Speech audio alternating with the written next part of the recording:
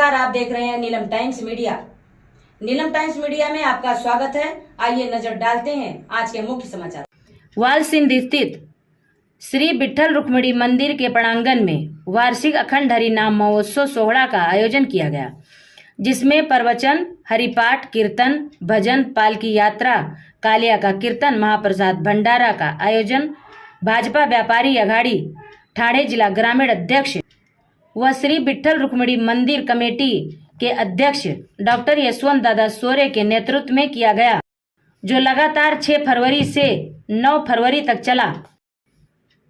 बता दें, इस अखंड हरिनाम महोत्सव सोहला में वालसिंध गांव के महिला मंडल और कई गांव के लोग आकर भगवान के भक्ति में लीन हो जाते और पालकी यात्रा पूरे गांव में निकालकर सभी लोगों ने पालकी में नाचते झूमते आनंद लिया और सैकड़ों लोगों ने महाप्रसाद भंडारा का लाभ लिया।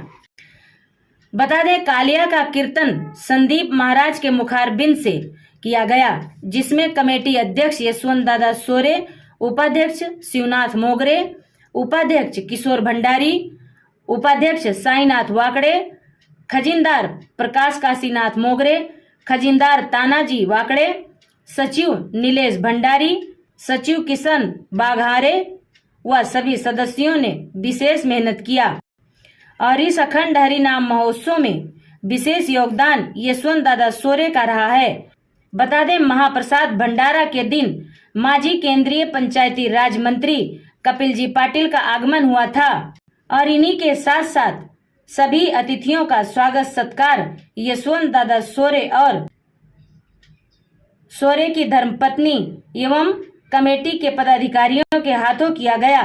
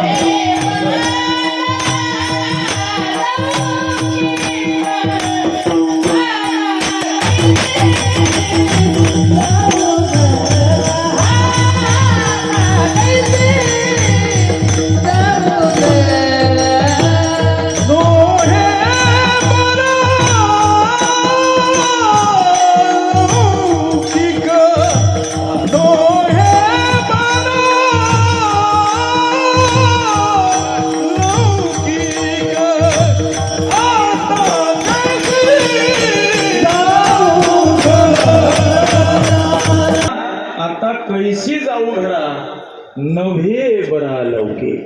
किती गोड सांगितले महाराज. खरं तर निमित्त आहे काला, कार्यक्रम होणार नाही. समाप्ती आणि सांगता या दोघांमध्ये प्राप्ती. सम्यक म्हणजे ज्ञान, आपती म्हणजे प्राप्ती. जोपर्यंत अपरोक्ष ज्ञानाची प्राप्ती होत नाही तोपर्यंत समाप्ती नाही.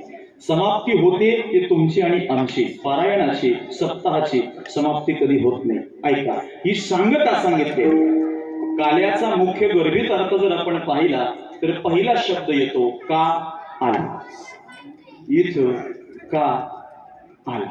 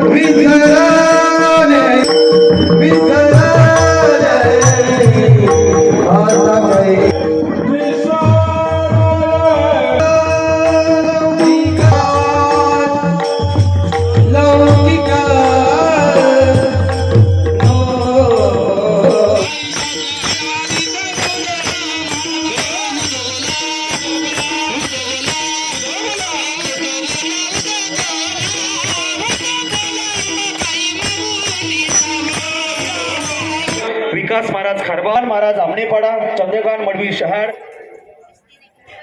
मोंडोळा तसेच कृष्णा वाकडे माजी जिल्हा सदस्य शिवनगर रामदास महाराज पिसे व हे गावावर रितांचं प्रेम आहे. तर मंडळी या ठिकाणी नक्कीच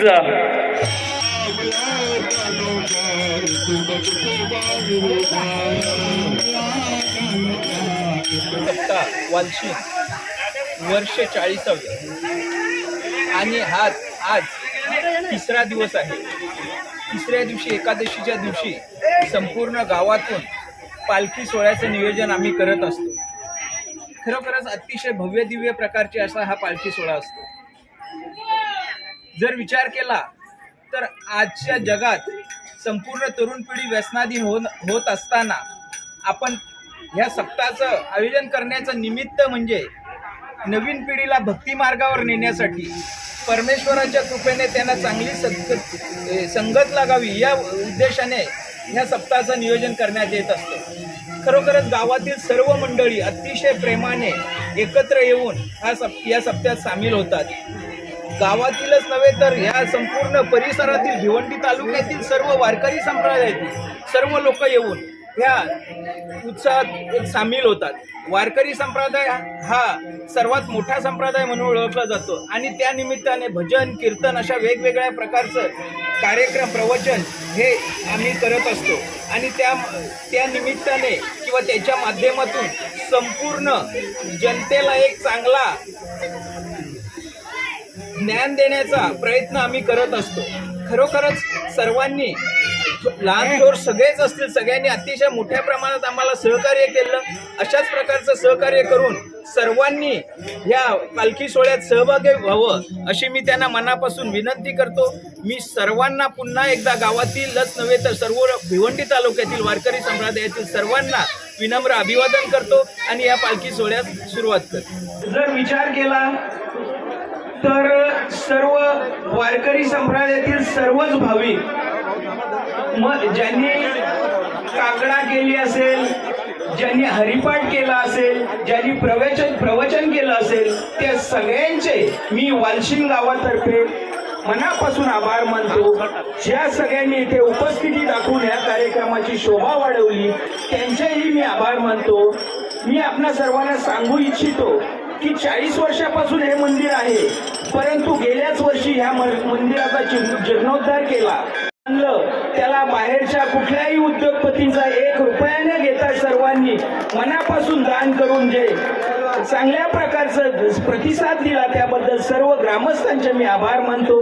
सर्व वारकरी संप्रदायातील सर्व लोकांचे आभार मानतो आणि थांबतो. जय हिंद, जय महाराष्ट्र. समाचार देखने के लिए नीलम टाइम्स मीडिया को सब्सक्राइब करें, लाइक करें, शेयर करें. धन्यवाद.